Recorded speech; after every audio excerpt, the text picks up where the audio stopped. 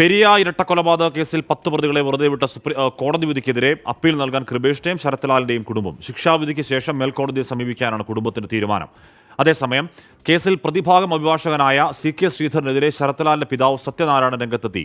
കേസിൽ താൻ നിയമോപദേശം നൽകിയിട്ടില്ല എന്നാണ് CK ശ്രീധരന്റെ മറുപടി.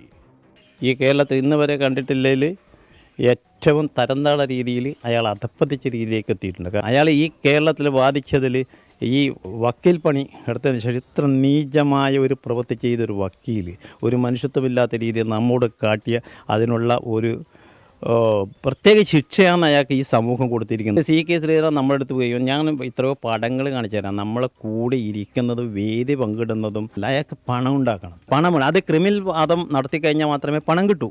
പക്ഷേ സത്യസന്ധമായി ഞങ്ങളൊന്നിച്ച് കൂടിയാൽ വലിയ പണമൊന്നും കിട്ടില്ലല്ലോ. ഇതേ മുൻകൂട്ടി കാണുന്നുണ്ടല്ലോ. അത് മുൻപേ ഈ സംഭവം നടന്ന ഉടനെ CBI വരുന്നു അറിയുമ്പോഴേ ഇവിടെ കച്ചവടം നടന്നു. പാർട്ടി വക്കീൽ എന്നുള്ള നിലക്ക് അയാളുമായിട്ട് ബന്ധപ്പെട്ടിട്ടാണ് കാര്യങ്ങളൊക്കെ ചെയ്തതും. അതിന് ശേഷമാണ് പിന്നെ നമ്മൾ ഈ ആസിഫ് അലിയെ സമീപിക്കുന്നത്. കള്ളങ്ങൾ ആർക്കും എന്തെങ്കിലും പറയാം, അതിലെ പ്രവൃത്തി തന്നെ മനസ്സിലാകുന്നില്ലേ എല്ലാവർക്കും.